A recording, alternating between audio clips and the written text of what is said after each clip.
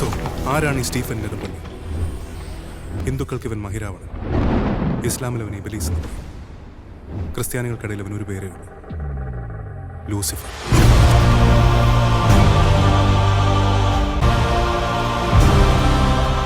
Abram Qureshi. Aashirvad സിനിമാസും തമിഴിലെ മുൻനിര നിർമ്മാതാക്കളായ ലൈക്ക പ്രൊഡക്ഷൻസും ചേർന്നാണ് എമ്പുരാൻ നിർമ്മിക്കുന്നത്.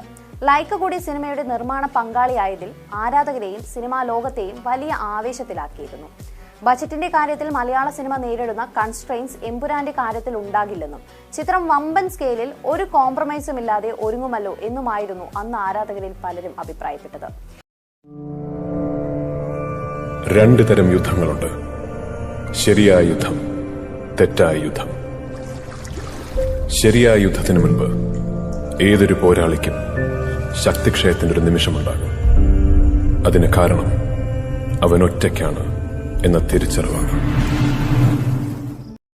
കൂടെ ആരുമില്ലാന്ന് തോന്നിയാൽ, എല്ലാം നഷ്ടമായും തോന്നിയാൽ തല ഉയർത്തി നോക്കാം. ആ തീ